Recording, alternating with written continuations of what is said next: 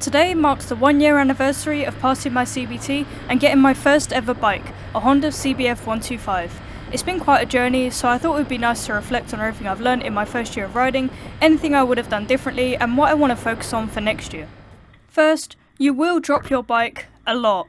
Dropping your bike is a rite of passage. There will be people who tell you they've never dropped a bike, and they're either very lucky or they're lying.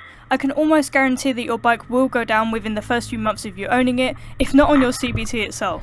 But once it happens, you'll realise that it's not really a problem. Your bike gets a bit scratched, but the world doesn't end.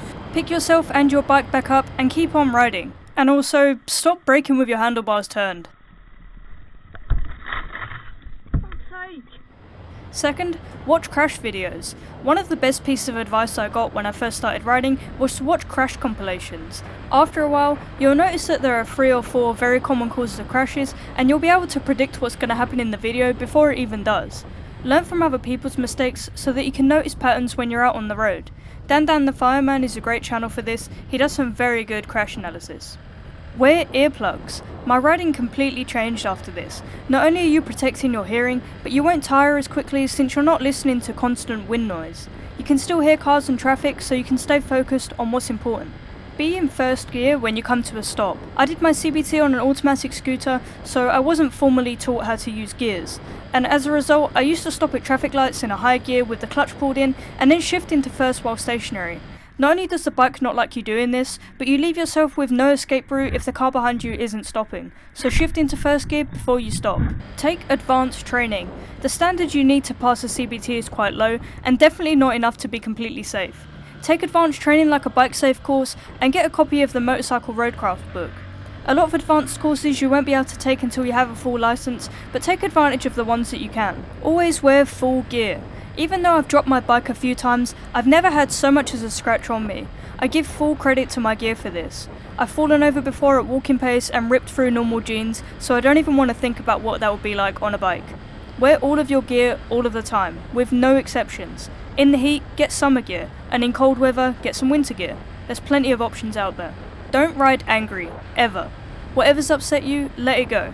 My big thing was, and still is, people tailgating me. I used to find a really narrow road and then purposely slow down to annoy tailgaters until an angry driver swerved his car towards me while overtaking and almost knocked me off my bike. I learnt that playing with much larger vehicles is fine as long as you're operating under the assumption that there aren't people out there who will hurt you just for fun. There are dangerous people out there, so let things go and go about your day. I also have some regrets and some things that I would have done differently if I could go back in time. First, I wouldn't have bought my bike before taking my CBT. I started my CBT on a geared bike, but I struggled quite a lot and I finished it on a 50cc scooter. Not only was this extremely disappointing, but all throughout the second half of my CBT I was thinking about my bike sitting at home, whether I'd ever be able to ride it, whether I'd be able to sell it for what I paid for it, how much money I would lose if not. You don't need this pressure, so go bike shopping after your CBT. This also means that you'll be able to test ride a few bikes and see what's most comfortable for you. I did the same thing when taking my A2 license. I bought my bike before getting my license, and this was kind of disappointing because I wanted to be able to test ride bikes and see what really fits and what really works for me.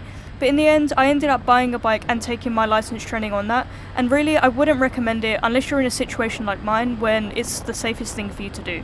I would have got some better gear for my first set. Not only was I on a really tight budget, but I had never been on a bike. I didn't know anything about armour or safety ratings or anything. So the gear I got, it's not very comfortable, it's pretty bulky and ugly. It worked fine for a few months, but now that I've worn stuff that looks and fits a lot better, I pretty much hate wearing it now.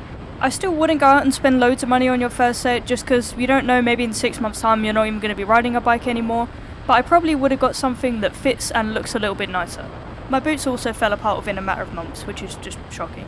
I have some goals that I want to accomplish in the next year, and hopefully I can rewatch this video this time next year and see how far I got. First, I want to take some more advanced training courses. I'm looking at the IAM course, but I also want to take another bike safe course once I'm on my bigger bike. As soon as I get my Mod 2 out of the way, I'm going to sign up to both of these, and I hope to have completed the IAM course by the end of 2022.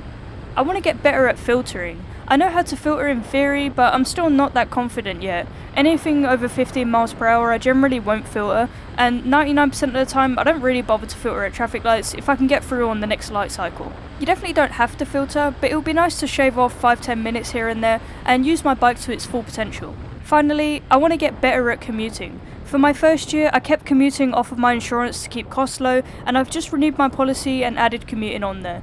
I've only ridden to work a couple of times so far, and I really want to get better at coping with heavy traffic and poor weather. Up until now, I've only been riding for fun, so I've generally avoided rainy days and really heavy traffic. So there you go, that's pretty much everything I learned in my first year of riding, some things that I would do differently, and some things I want to get better at in the next year. Let me know what you guys think in the comments, and in the meantime, safe riding, and I'll see you in the next one.